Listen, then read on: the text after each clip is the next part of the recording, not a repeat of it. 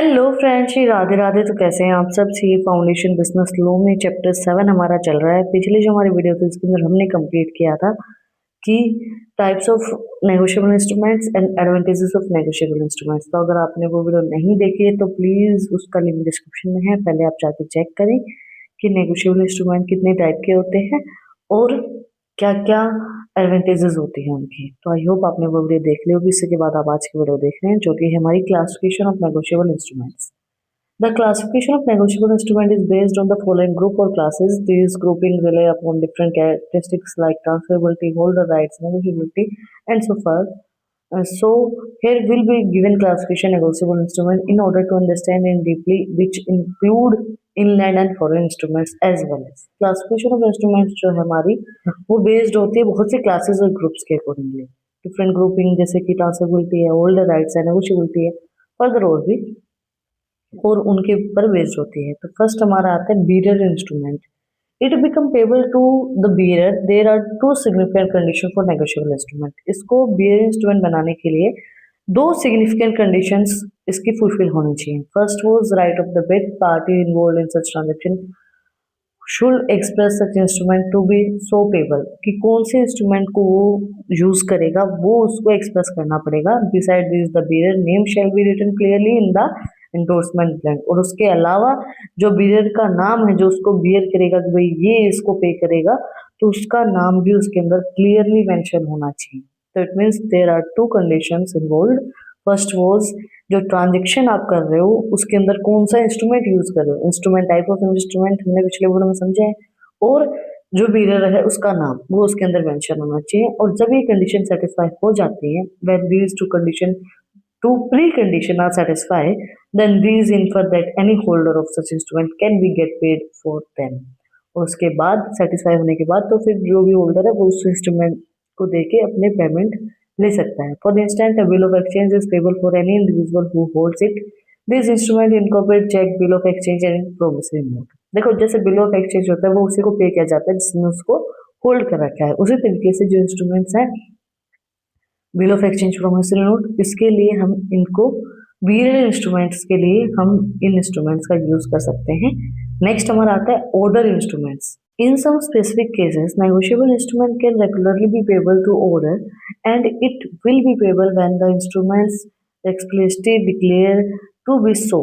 Moreover, they might be payable to order to a particular individual. The main necessity is that there ought to be no forbearance on their transferability. देखो in specific cases के अंदर क्या होता है कि regularly payable होते हैं। जब ऑर्डर मिला तब आपको पे करना पड़ेगा, तो रेगुलरली उसकी पेमेंट होती है। जो पेमेंट होती है इंस्ट्रूमेंट्स के अकॉर्डिंगली होती है, डिक्लेयर की जाती है तो वो पेमेंट की जाती है। Might be payable on order particular individual. ये हो सकता है कि एक पर्टिकुलर इंडिविजुअल को भी पे किया जा सके, बट इसकी नेसेसिटी यही होती है कि ये ट्रांसफरेबिलिटी इसके अंदर शो की जाती है। एंड प्रोहिबिडेंस, प्रोहिबिडेंस, नो प्रोविडेंस का मतलब क्या होता है? प्रोविडेंस का मतलब होता है मनाही। तो कोई मनाही नहीं है ट्रांसफरेबिलिटी के लिए, तो ये नेसेसिटी है कि ट्रांसफरेबिलिटी शो करना जरूरी है। Then inland instruments, negotiable instruments act section 11 talk about inland instrument. The provision of section 11 of an I Act basically take care of instruments that created and payable in India. Alternatively, if these instruments are drawn upon an Indian citizen, they might be payable outside India. देखो ये क्या होते हैं inland instruments जो कि basically India के अंदर जब आपको पे करने तो उसके लिए बनाए जाते हैं। लेकिन अगर ये अल्टरनेटिवली अगर ये इंडिया के अंदर बनाए गए हैं, इंडियन सिटीजन के थ्रू बनाए गए हैं, तो ये आउटसाइड इंडिया उनके थ्रू पे कर सकते हैं।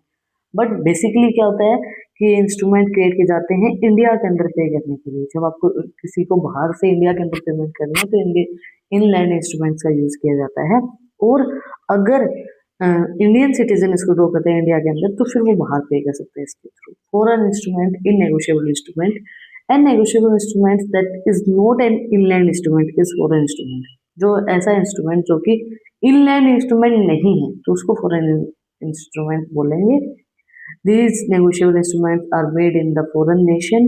However, they can be payable within India too. Moreover, foreign negotiable can be created in India to make the payment to the citizen resident abroad. देखो है सेम ही चीज़ें, बट जो इनलैंड इंस्ट्रूमेंट के अंदर इंक्लूड नहीं की जाएगी वो फॉरेन इंस्ट्रूमेंट के अंदर आएगी। ये वो इंस्ट्रूमेंट्स होते हैं जिसके थ्रू भी पेमेंट की जाती है इंडिया के अंदर, और इंडिया के अगर किसी इंडियन पर्सन है जो कोई फॉरेन का पर्सन है वो इंडिया से बाहर कहीं पेमेंट करना चाहता है तो वो भी कर सकता है। नेक्स्ट है time instruments. Time instruments are those negotiable instruments that have fixed due date or maturity period. Once it achieves maturity period, it becomes payable. Moreover, they can also be payable once a specific future event happens. One of the some common example of time instrument is promissory note having the maturity period of 24 months from the date of issued. देखो time instrument वो instrument होते हैं जो कि जिनका जो maturity period है वो फिक्स्ड है, फिक्स ड्यू डेट है कि भाई अगर ये 12 महीने में मैच्योर हो रहा है तो इनका 12 महीने फिक्स है, और अगर एक बार मैच्योरिटी पीरियड आपका पूरा हो जाता है तो आपको उसकी पेमेंट करनी पड़ेगी। एक फ्यूचर इवेंट के अकॉर्डिंगली भी उनकी पेमेंट होती है।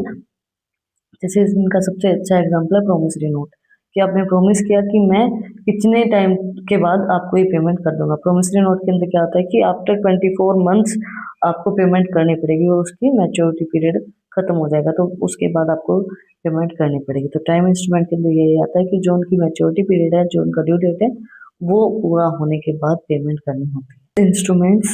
An ambiguous instrument is those negotiable instrument that can be either a bill or a note for its holder. Such circumstances emerge in unconventional conditions, such as when the drawee of negotiable instrument is fictitious person or incompensate to contract.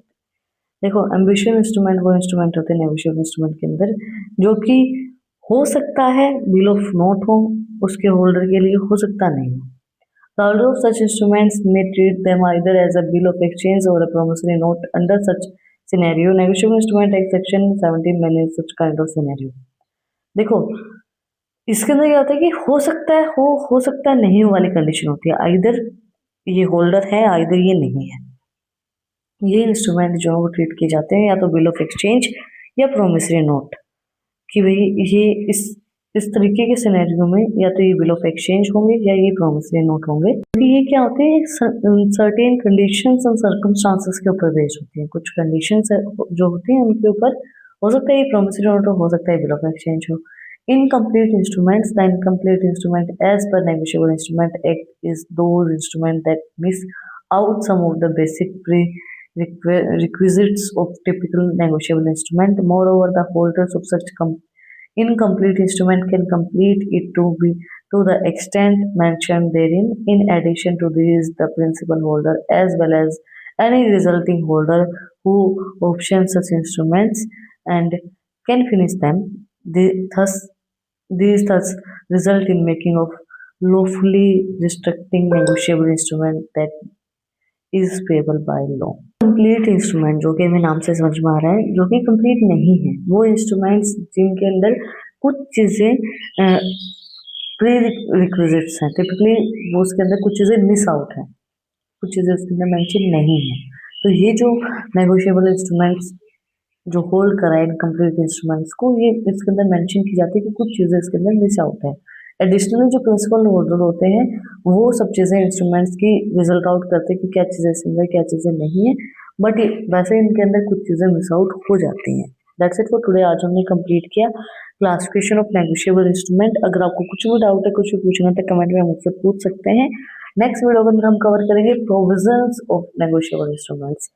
तो अगर आपको next video देखनी है तो पहले channel को subscribe करें, bell icon press करें ताकि सबसे पहले अपडेट आप लोगों के पास आए। इन टॉपिक्स के लिए टेलीग्राम चैनल का लिंक डिस्क्रिप्शन में है, वहाँ पे जाके आप मुझे फॉलो कर सकते हैं। और अच्छी इंस्टाग्राम रील्स के लिए इंस्टाग्राम चैनल का लिंक भी डिस्क्रिप्शन में है, वहाँ पे भी जाके आप मुझे फॉलो कर सकते हैं। और अगर आपने यहाँ तक वीडियो को देखा है तो वही चैनल को सब्सक्राइब कर दो, बेल आइकन प्रेस करो ताकि सबसे पहले अपडेट आप लोगों के पास आए। फिर मिलते हैं वीडियो साथ ही टॉपिक के साथ।